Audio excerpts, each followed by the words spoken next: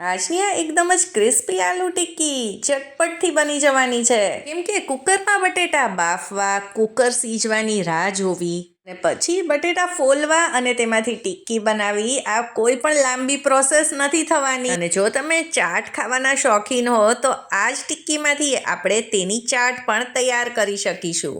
ચલો આજની રેસીપી શરૂ કરીએ. તો આલુ ટિક્કી બનાવવા માટે 4 નંગ કાચા બટેટા મીડિયમ સાઇઝના લઈ લીધા છે. બટેટાને ધોઈ તેની છાલ કાઢી લીધી છે. હવે આપણે બટેટાના મીડિયમ સાઇઝના પીસ કટ કરી લેવાના છે. મેં તમને જેમ વિડીયોના શરૂઆતમાં જ કહ્યું કે આપણે બટેટાને કુકરમાં બાફવાની બિલકુલ જરૂર નથી. તો તમે જોઈ શકો છો આ રીતે નાના મેં કટકા કરી લીધા છે. બધા જ બટેટાને કટ કરી લીધા છે. તો હવે આપણે આને ટ્રાન્સફર કરી દઈશું કોઈ પણ પેન કે કઢાઈમાં. અને બધા જ બટેટા સરસ રીતે ડૂબી જાય તેટલું આમાં પાણી ઉમેરવાનું છે. અને હવે આપણે આને ગેસ ઉપર મૂકી દઈશું બાફવા માટે અને ઉપરથી ઢાંકણ ઢાંકી દઈશું, એટલે આને ચડતા બિલકુલ વાર નહીં લાગે.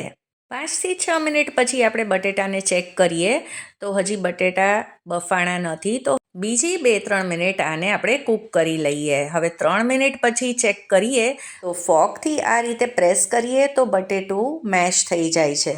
તો બટેટાને વધારે પડતા નથી બાફવાના, તરત જ તેને પાણીમાંથી કાઢી લેવાના છે.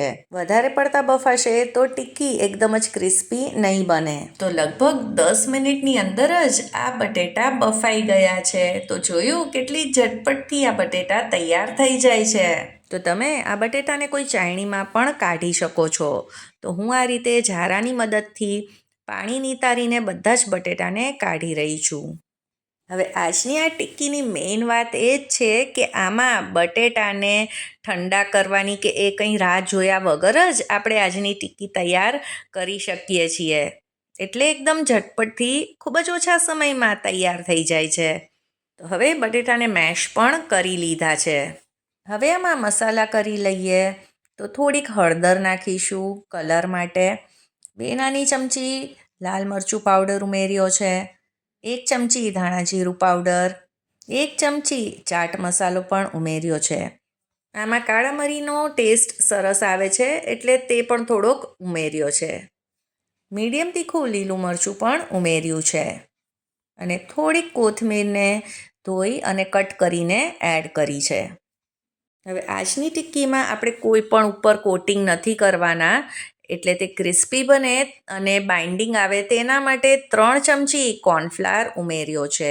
કોર્નફ્લાવર ના હોય તો તમે ચોખાનો લોટ પણ ઉમેરી શકો છો અથવા તો મેંદો પણ. હવે આ બધી જ વસ્તુને મિક્સ કરી લઈશું.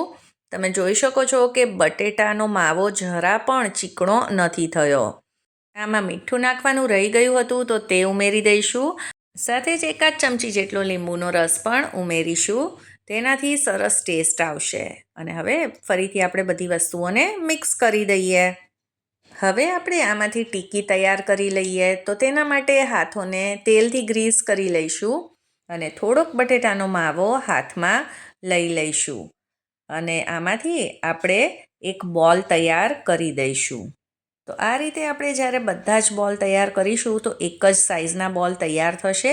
અને પછી જ્યારે તેને તળવું હોય તો આ રીતે ઉપરથી થોડુંક પ્રેસ કરી અને તેમાંથી ટિક્કી તૈયાર કરી દઈશું. અને હવે આપણે આને તળી લઈએ. તેલ સરસ ગરમ થઈ જાય પછી આપણે આમાં સમાય તેટલી ટિક્કી એડ કરી દેવાની. તો આજે તો મેં નાની સાઇઝની ટિક્કી તૈયાર કરી છે. તમે મોટી પણ બનાવી શકો છો.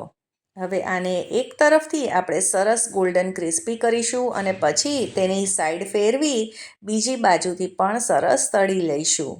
તો આપણો આ પહેલો બેચ તો તૈયાર છે. તો આ જ રીતે આપણે બીજી ટિક્કીઓ પણ ફ્રાય કરી લેવાની.